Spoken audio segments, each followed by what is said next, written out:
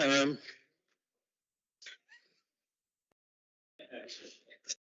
to go on. Good afternoon, everyone. We're ready to begin the meeting of the Selby and Ainsty Area Planning Committee.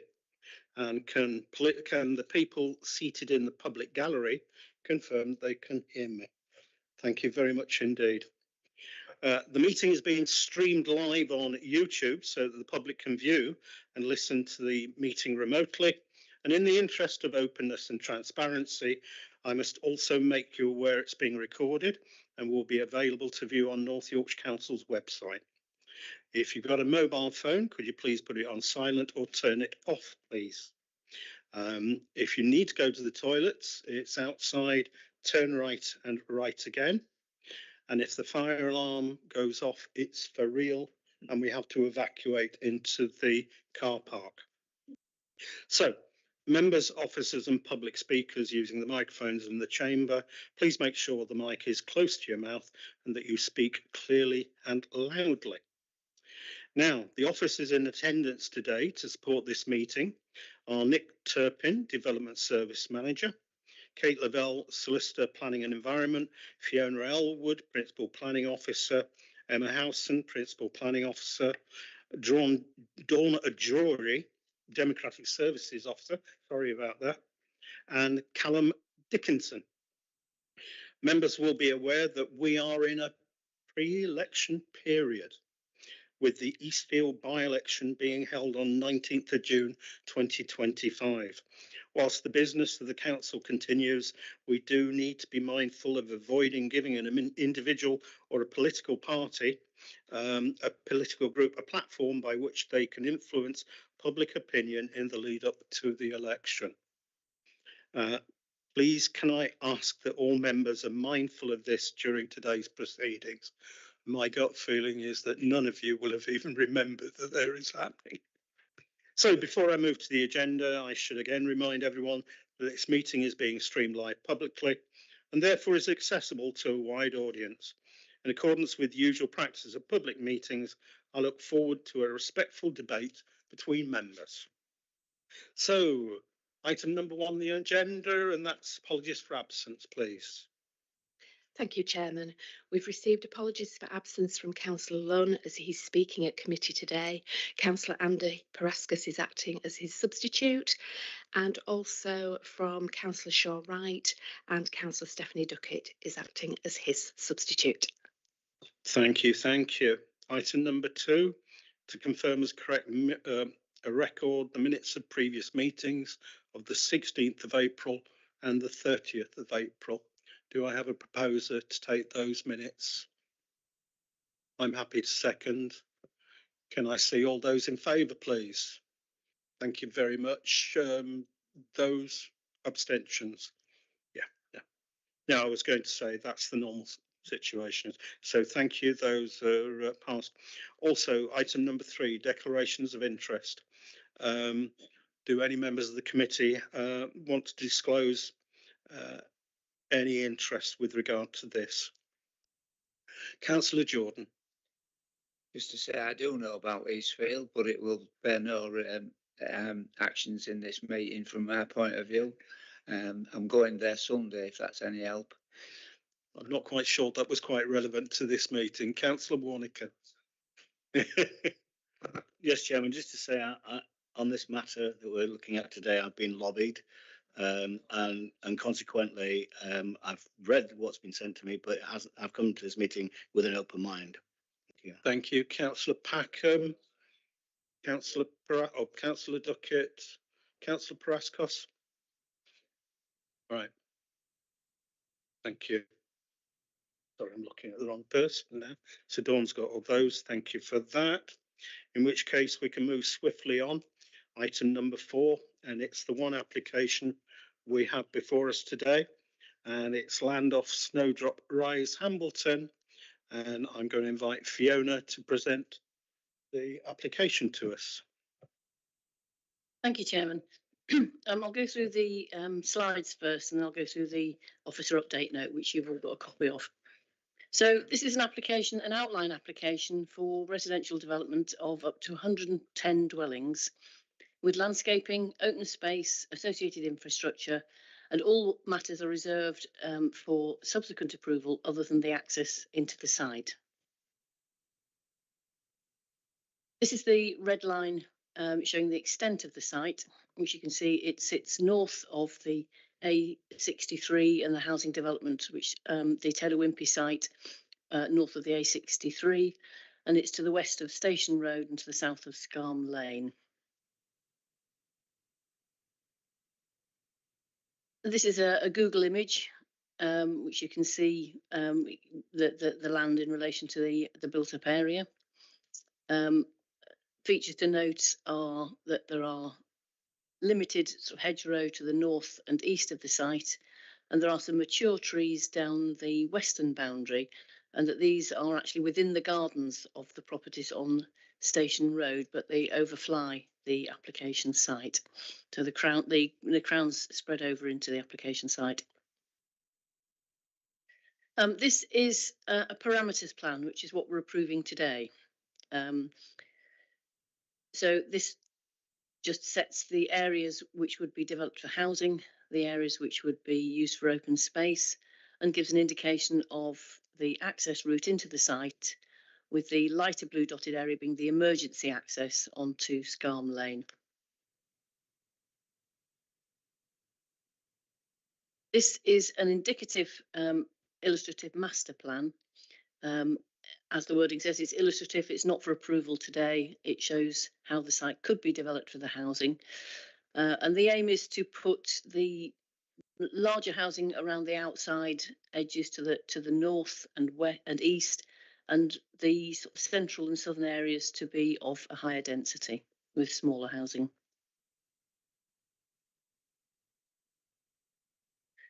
Here's some views from around the area. This is the view from the street scene A63, showing the access into the site on the left-hand side of the screen to the left of the bus stop. Here's the views looking in the other direction. You can see the main access in through the existing housing. This is a view of St Mary's Approach, which leads from the A63 up to Station Road, looking back towards the existing Taylor Wimpey development site. This is a view from within the site, just where the existing housing development adjoins the red line application site. So those wooden gates are the gates into the site, and that's where the current road for the housing estate terminates. This is a view looking west from that end property. So the houses you see in the distance are the properties on Station Road. And those trees, which are a winter view scene, are of the more mature oak trees along the western boundary. There's another view just slightly sort of northwest. This is a view looking northwest again. So we're just scanning around within the site. That's at the boundary, or the southern boundary, looking east. This is the open space within the existing housing estate, just on the southern boundary of the application site. These are just pictures of typical houses within the existing Taylor Wimpey estate. This is a view of Station Road looking north. This is a view from Scarm Lane looking back towards the junction with Station Road. And this is Scarm Lane looking northeast towards the level crossing. Again, this is a view of Scarm Lane looking back towards the site. You can see the existing housing, Taylor Wimpey housing, in the far distance, and you can see the edge of the site there by the intermittent hedgerow within those two agricultural fields. This is just moving round along Scarm Lane and looking south towards the existing development. So that brown field area there is stubble, is the development site. These have seen more winter scenes, showing some of the sort of intermittent hedgerow along the edge. This is looking back again towards the south-west corner of the site and part of the east boundary, showing those mature oak trees. Again, there's another view looking directly south from Scarm Lane. Nice winter scene there.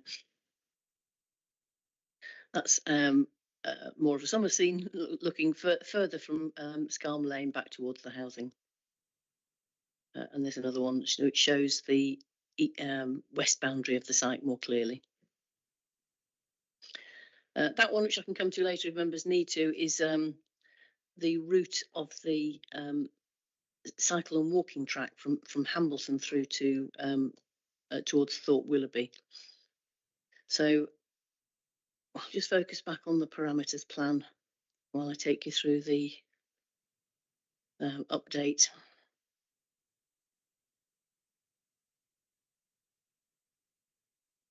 So there's a bit of updating to do, some corrections and minor changes.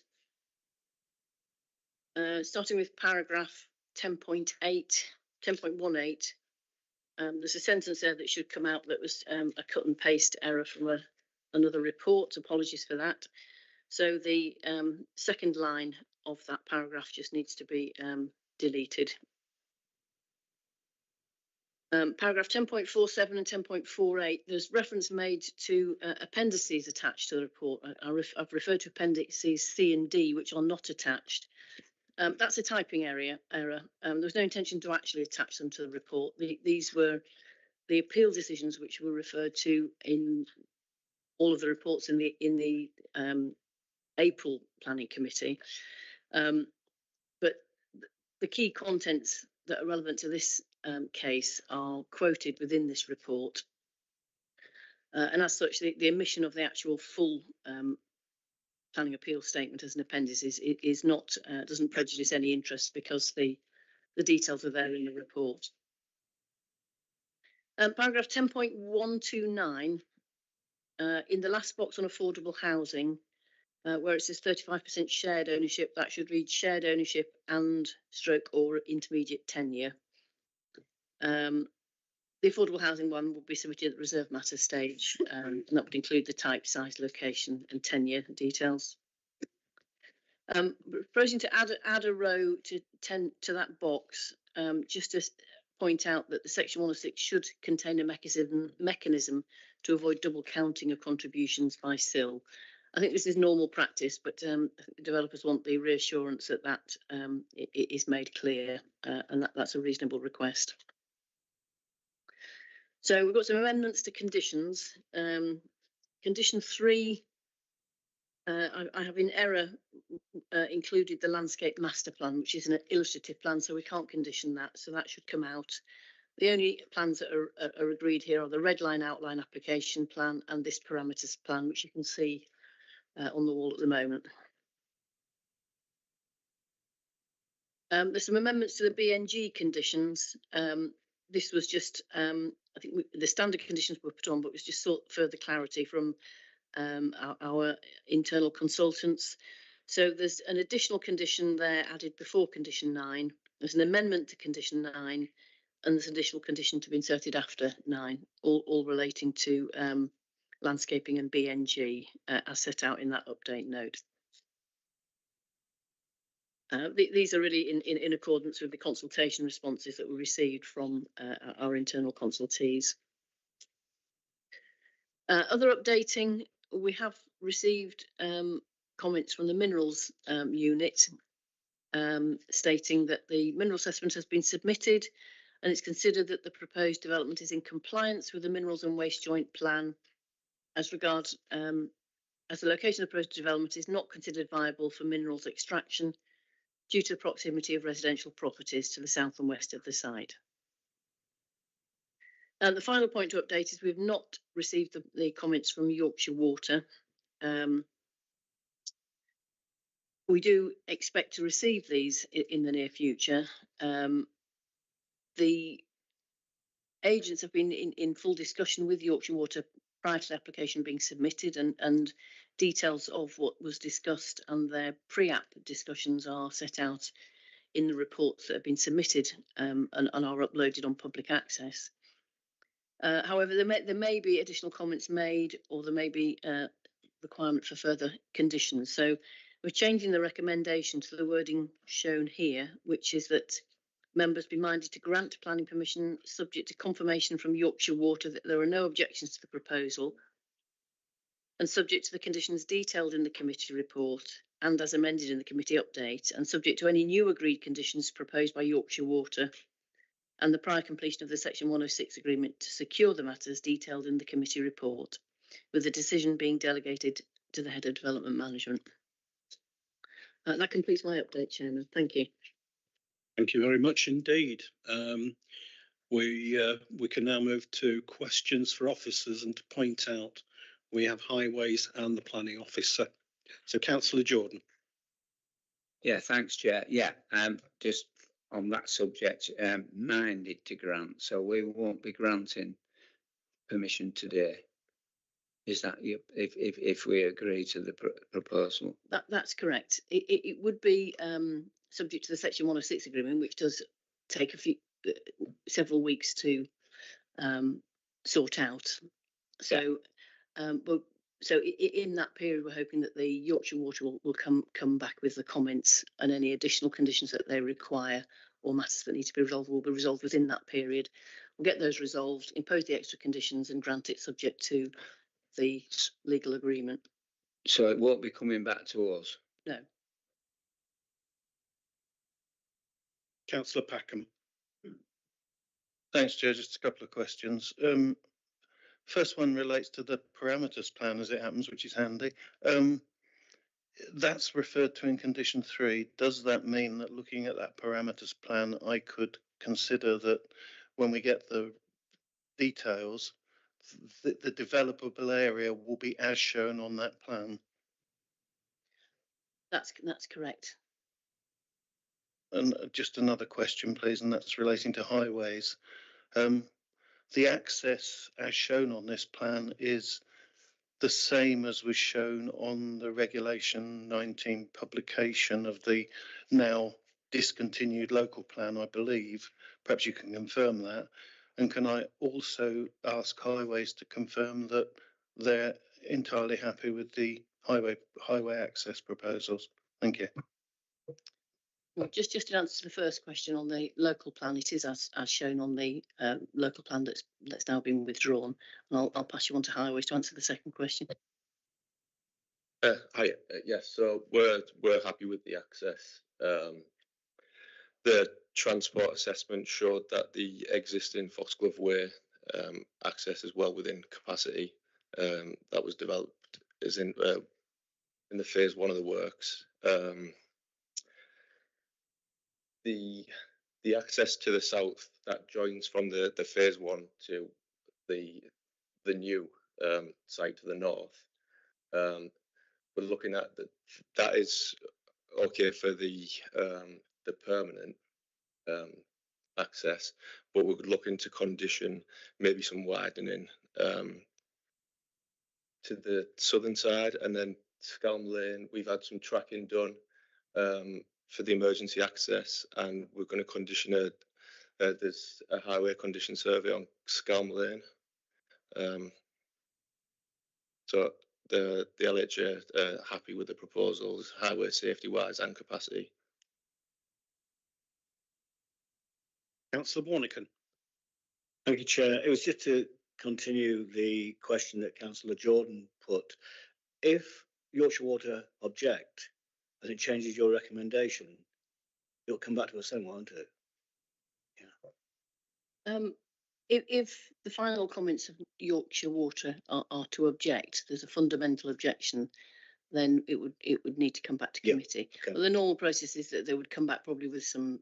I mean, there can be an objection subject to resolving certain technical matters, which we would probably to and fro with them until those technical matters were resolved, which would hopefully lead to there not being an objection. But if those technical matters couldn't be resolved and there was a fundamental objection that couldn't be resolved, then it would come back to committee. Thank you. Councillor Paraskos. Thank you, Chair. I'd like to ask you about paragraph 10.129, the affordable housing element. Is that, did you say it's not to be considered in this part of the application? Oh, so, The amounts and quantities that are set out in that table. Yeah. There's the percentage, yeah, the 10% overall, and the 65% affordable rent and 35% shared ownership or intermediate tenure. It is fundamentally agreed here. right, The actual details of the housing design, the number of yeah. Come back to reserves. bedrooms and the full details of it would come through the reserve matters. So I've got a question relating to the 10% then.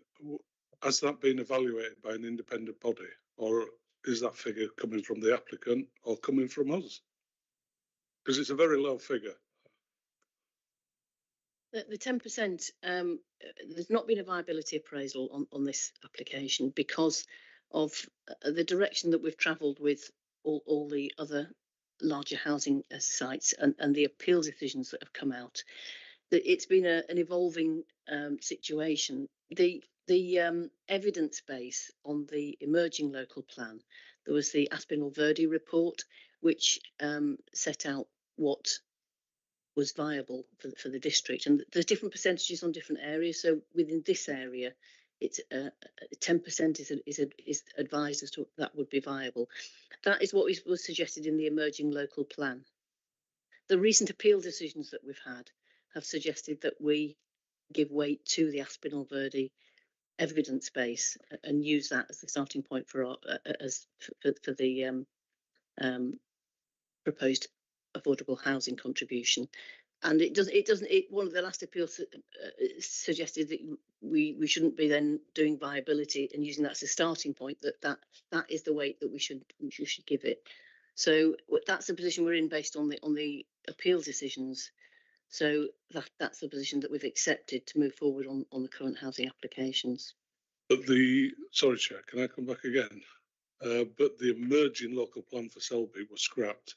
So shouldn't you still be using the last local plan for this area, which was up to 40%? The last plan was scrapped, that's correct. And the current adopted plan is the policy SP9 in the core strategy. But it's been acknowledged through the appeal decisions that the evidence base for that, which dates back to around 2009, is more or less out of date, and we should now be using the more up-to-date evidence base. So all the appeal decisions, the starting point was that the adopted development plan, but those elements of it are out of date, and the emerging plan has limited weight, but they're given weight to the evidence base that's been used for the emerging local plan, and that evidence base is being carried forward into the what will be the emerging North Yorkshire plan. So inspectors and appeal decisions have given weight to that evidence base over and above the policy that's in the current adopted plan. I'm not sure you can give weight to the emerging local plan because, as far as I know, it will be nothing near 10%. I sit on the development plan committee, so I'm not sure. Nick will know whether we can give any weight to that, but I'm just not happy with 10%.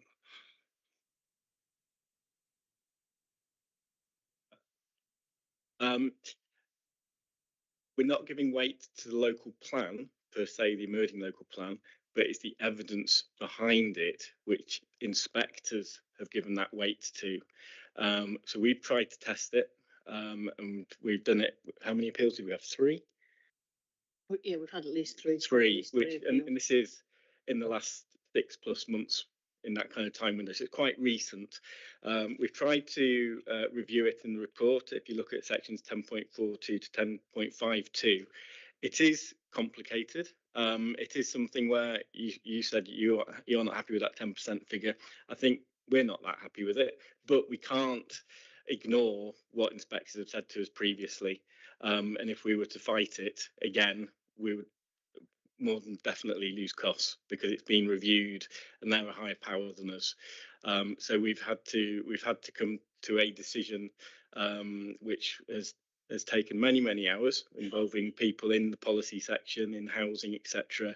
I think if we thought we could push for more, we would be. And that viability work that's been done was going down such a route that there was a point in time last year where we were expecting that emerging local plan to get traction. So a lot of the schemes which were developed by the agents and the developers were on basis of the information that was supporting that evidence base and that local plan policy, which was possibly coming forward. So it's now that that we've changed things, but that evidence base is still far more relevant, certainly if you're looking at it through the eyes of an appeal inspector, than the 2009 local plan, which you imagine the evidence base for that was in the years preceding that. So we are where we are, but that 10% is something which we think is robust. It doesn't need to be tested further for viability to try and stretch it beyond that. And that's where we are for the foreseeable, unfortunately. You know, the 3 that went to appeal, did they have viability studies done on them that said that the figure should be more than 10%? I know that's nothing to do with this application, but it's just so that I have a basis for. No, it is for background information, and my understanding is that we could have another application in front of us, but for a different part of the district, the old district, that the affordable housing figure would be slightly different. Yeah. Sorry, do you want to come in? Yeah, I think some of the ones that went to appeal did do viability. But based on what the inspectors have said, we're not now pushing down that line because the decision has been to stick with the evidence base. So it's an academic exercise, and it said very clearly in one of the last appeals decisions that shouldn't be the starting point for a viability exercise. That it accepted that was the evidence base, and it's 10% in some areas, 20% in other areas. Obviously, we would like to be able to get more, but that's where we are. No. It was just that in this area over the years, we've had people come in, agree to 40% on outline, and then they've come back with reserved with nothing. Yeah, exactly. So it was up to 40%. Okay. Any other questions, please, colleagues? I can't see anything, in which case let's move to the speakers. We've got 4 speakers, and the first one is an objector, Darren Kent. Could I ask you to come to the microphone, please? And it's at this juncture that I mentioned that every speaker has 5 minutes, and that at 4 minutes 30 seconds, if you are looking up, you will see that sign. And then at 4 minutes 50 seconds, modern technology, you see, you'll get that. And then at 5 minutes, well, hopefully you'll have finished by that time. Okay. Good afternoon. Thank you for allowing me the opportunity to speak today in objection to the proposed development of Snowdrop Rise in Ambleton. It won't be about the bush. My concerns, and every Ambleton resident, is that the village simply doesn't have the capacity to further expand off Snowdrop Rise, especially in light of the 2 developments recently granted permission. The 2 developments we made in the last meeting take Ambleton's expansion since 2021 to a staggering 36%, 931 houses, to over 1,200. If granted permission, it will take the total number of houses in the village to approximately 1,307, a staggering 41% growth. That will have happened in less than 10 years. The Executive Committee meeting for Selby Local District revised Regulation 19, and it stated it would remove the proposed new settlement at Edinburgh, but will add the following sites in response to additional information submitted through the previous consultation, which demonstrates they are deliverable. Those were White House Farm and Manor Farm. I believe those are the 2 that were agreed for 128 dwellings.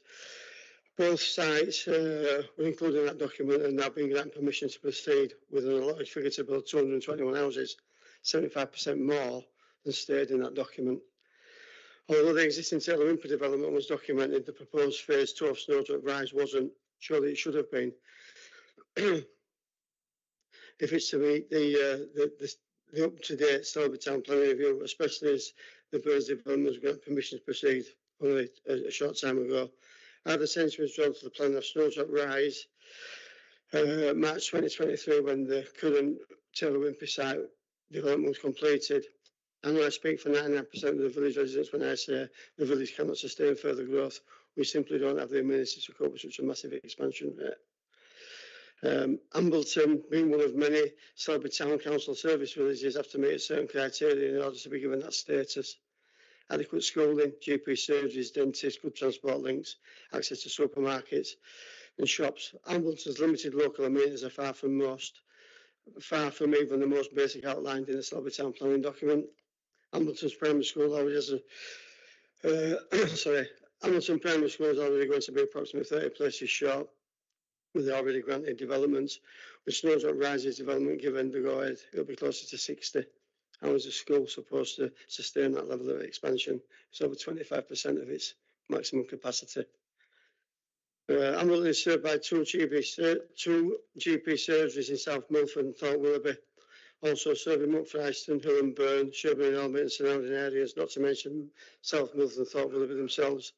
They stretch to the max. Thorpe Willoughby will now be having circa 290 homes built in very quick succession to the ones approved in Ambleton.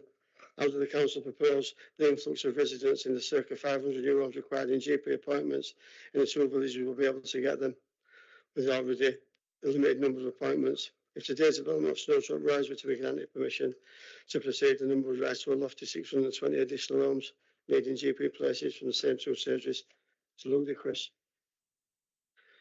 The A64 by design was not meant to run through such a highly densely populated area when first constructed. We've seen a hike in RTC and pedestrian seriously injured over the last 4 years, particularly in the vicinity of the T junction at School Lane.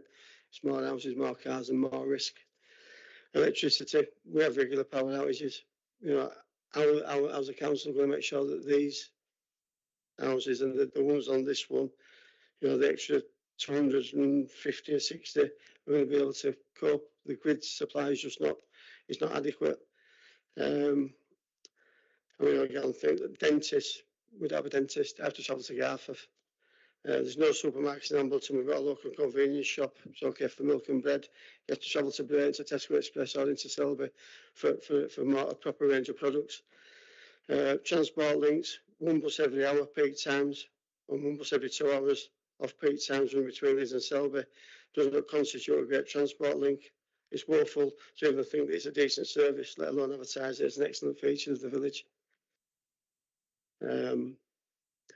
Just to finish, I mean, social housing is a key driver in the proposed development for affordable housing and in this development. The 10 or so that's in this development, you know, could easily be added to previous developments. If we just keep building and adding on, within 10 years, village boundaries won't be there. Will disappear with a part of Selby. Ambleton's fit to burst. I don't think there's much consideration being given for the current village residents, not future ones. You know, this development is going to be third, and in my opinion, it simply can't happen. Thank you. Thank you very much. You were spot on. Thank you. The next speaker from the Parish Council, Maria Ferris.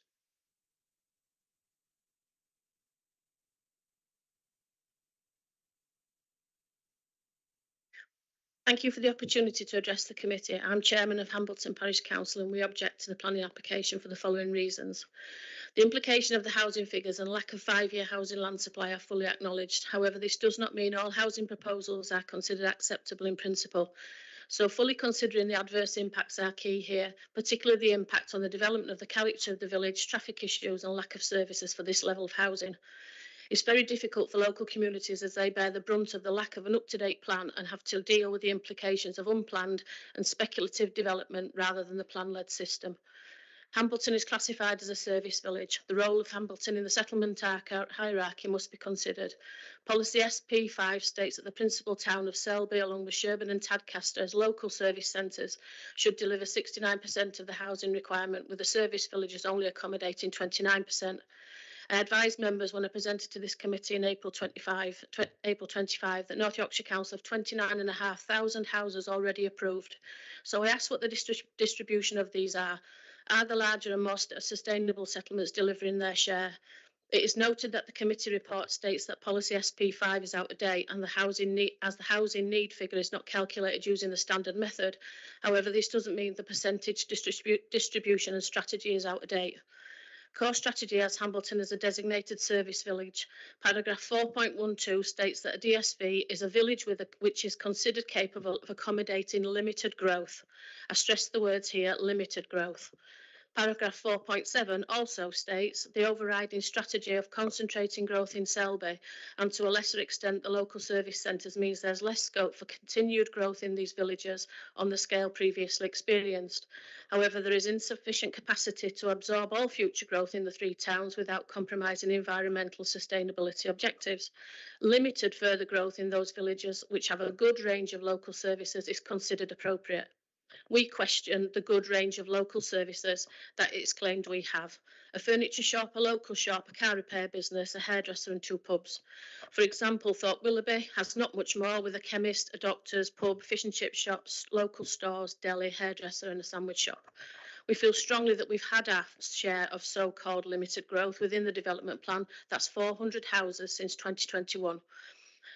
It is clearly stated in paragraph 11D of the NPPF that consideration must be given to the adverse impacts of approving development and if these adverse impacts would significantly and demonstrably outweigh the benefits when assessed against the policies of the NPP as a whole.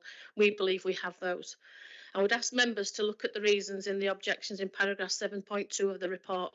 All those issues remain and will be exacerbated by another 200 houses which are already approved.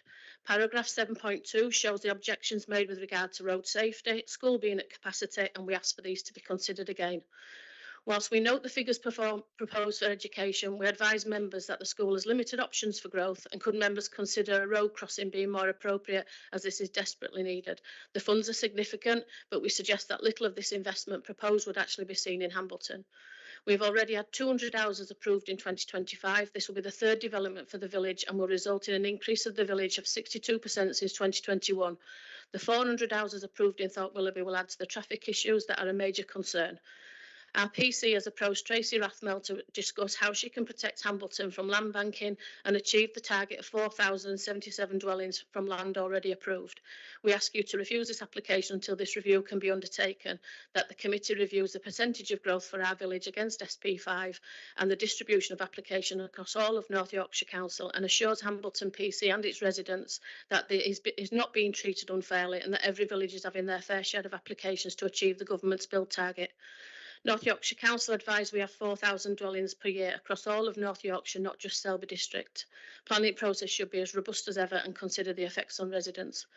If this planning application is approved, that will be 400 houses in Thorpe Willoughby, 310 additional houses in Hambleton, realistically putting 700 to 1,000 more cars on the A63 to Leeds and Selby. These applications are almost 20% of the whole of the target of the 4,000 houses across all of North Yorkshire Council for this year, and we're only in June. This 5-year plan is not expected to be completed till 2028. We feel strongly that we've had our fair share of our limited growth. The PC submit that these are significant adverse impacts and request that the application be refused for the reasons outlined. Thank you very much indeed for that. The next is Divisional Councillor, Councillor Cliffler.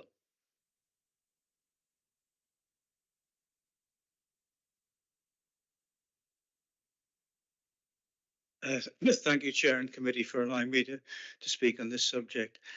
As you know, my division takes in Hambleton and Thorpe Willoughby, and this is the 4th time I've appeared before this committee in the last couple of months. Hambleton is a designated service village which was introduced under the old Selby District Council, and as such this has caused growth in the village that has nearly doubled the housing over the last 5 years. More applications are in the pipeline, and this will have an adverse cumulative effect on the nature of the village. There is already pressure on the infrastructure, and I believe this would go against our policies SP2 and SP5. This proposed development would cause visual harm to the landscape, as well as destroying above average quality agricultural land, and is in conflict with the previous incomplete Selby local plan, which would have allowed significantly less housing in this area. On access to the site, we've already heard about that, but there is already significant problems of egress and exit on a very busy A63 from existing developments. And in fact, over the past 2 years, we have had a fertility on this road. I asked the committee to reject the proposal on the above grounds, especially that of cumulative impact on the village. Thank you. I hope I haven't disturbed Dawn so that she doesn't have to hold up her signs. Thank you very much. Thanks very much. The last speaker is the agent, Paul Butler.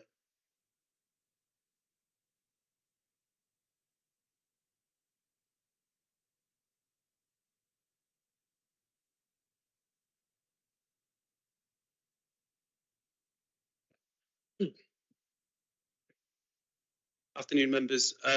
Firstly, I want to thank, big thank you to your officers, in particular Fiona and Callum, for working with us as they have over the last 18 months. This application relates to a draft housing site within the previous local plan. Whilst the emerging plan has been withdrawn, as you know, the council are prioritising applications on these sites in order to meet housing needs, and that is to stop speculative developments coming forward. We're the only site that's come forward in Hambleton that have attached to it. It won't be any land banking there. As soon as we hopefully get planning permission and reserve matters approval, we'll be on delivering these homes, which has a big impact in terms of delivering 5-year land supply requirements.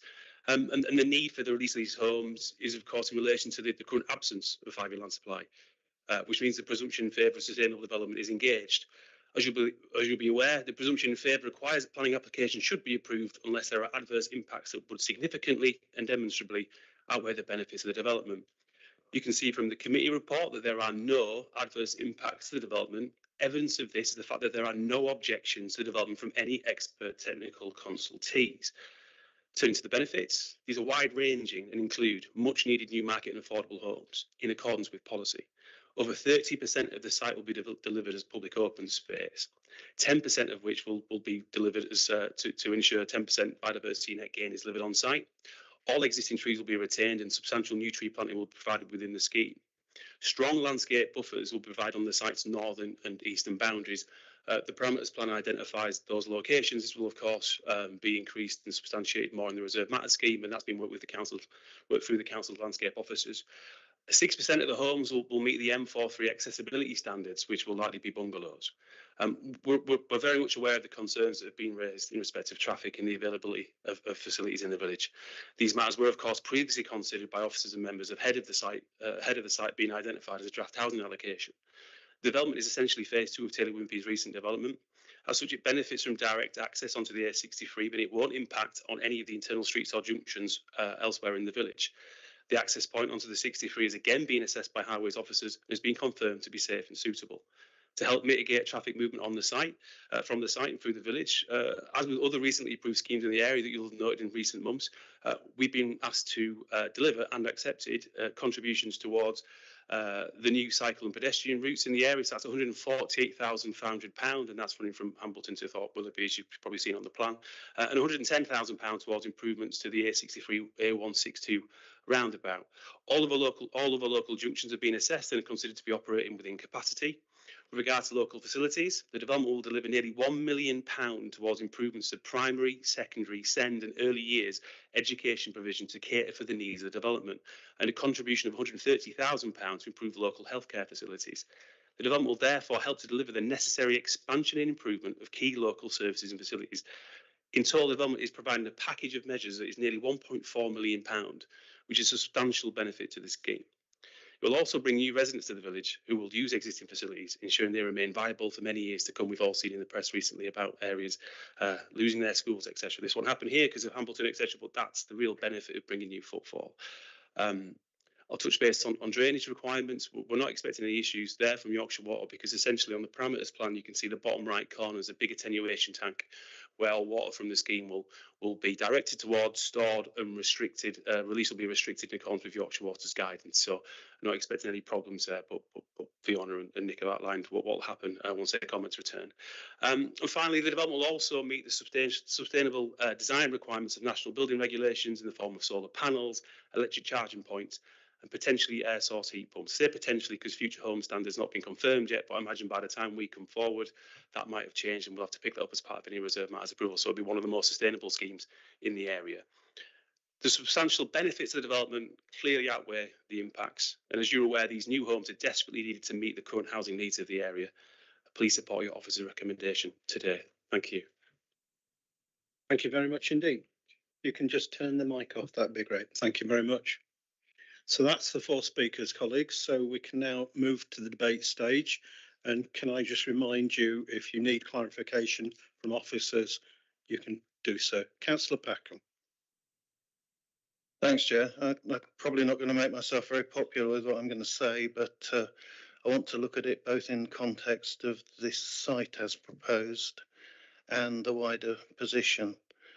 The first thing is, of course, that we have to accept that it was agreed as a draft allocation in the draft plan. Now, I appreciate that's no longer there, but that evidence base is still relevant. The access is precisely as shown on that, and we've heard that there's no highway objection. I agree with the concerns about the 10% affordable housing, but looking at the history and particularly the recent appeals, I think that that's a reasonable outcome. It's not what I'd like to see. I hope that as we go forward, we will be able to improve on that on sites in North Yorkshire. But I'm afraid that with the evidence that's before us now, I can't see any alternative to that. So looking at the wider issues, we know we've got a very poor level of housing supply, a very poor level of housing supply.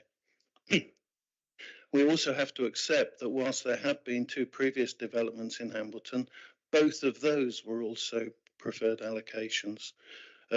So we're in a no different position now than we would have been going forward with the local plan. In terms of service provision, the 106 deals generously with primary, secondary education, and early years and healthcare. And whilst I agree with the piece with the parish council that not all housing proposals should be acceptable in principle, if we refuse sites we previously considered acceptable for allocation, we'll be unable to prevent development on sites we don't consider appropriate. So I have to say that I will be supporting the officer's recommendation. Thank you. Thank you very much. I'll come in there because I've not seen anybody else wanting to come in, and just say that I agree with everything that Councillor Packham says. And dare I say, I'll also add on that I cannot see any good planning reasons to refuse. Councillor Jordan. Yeah, I'll just add the little caveat in there, for want of a better word, because I'm not very good at English, is that I understand that, you know, obviously we've got to make sure that we try and distribute houses where we've got to have a master plan around the old Selby district, as it were. And I just have the concern that, you know, we are putting housing we're not distributing housing, new housing as per the original plans. That is my own little small concern over this particular application. We've seen a lot of, you know, you talk about Sherburn, Tadcaster and Selby taking the brunt of it, but obviously nothing happens in Tadcaster. And then, so you have to then push it down to the other designated service villages. So Carlton, in my division, that's gone up 33%, a third in the last 4 or 5 years, and we're doing that the same here by the looks. And you know, there's still the same number of services in these. They're not going up. They've gone up in Sherburn, admittedly, but that's just a concern I have, Chair. Thank you for that. Councillor Warnican. Do you want me to come in? All I was going to say was that I agree with what Councillor Jordan was saying, and dare I say, it would be lovely if we could get a spread out range of applications, but as a planning committee, we have to determine what comes to us. And there are certain, dare I say, there are certain villages and towns that I think have had more than their fair share at the moment, and hopefully that will be evened out in future. I'll go back to Councillor Warnican. Thank you, Chairman. Am I allowed to ask questions of officer? Yeah. Paragraph 10.15. It's under the heading of sustainability. When I read that, I'm not sure that it was written by an officer, because it reads as if the justification that it's not sustainable. Am I wrong? Is it written by an officer? Or? Well, it's the second part of it. It's a big paragraph, but there are also a few opportunities for employment, entertainment, and restaurants, takeaways. And it goes on to say about having to do car use and travel, and about the bus service not being very good. Is that written by yourself?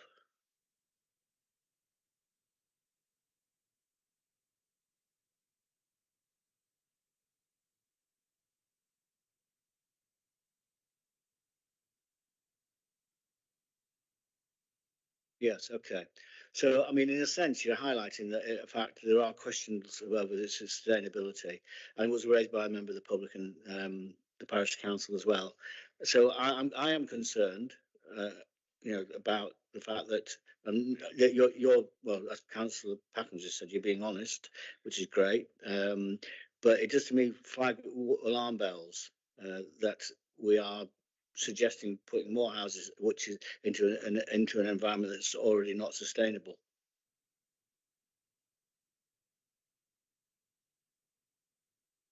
But I don't think we're saying it's unsustainable. I think we're just pointing out what the position is, and in the balance at the end, and overall, we suggest this is sustainable development, and the location is generally sustainable.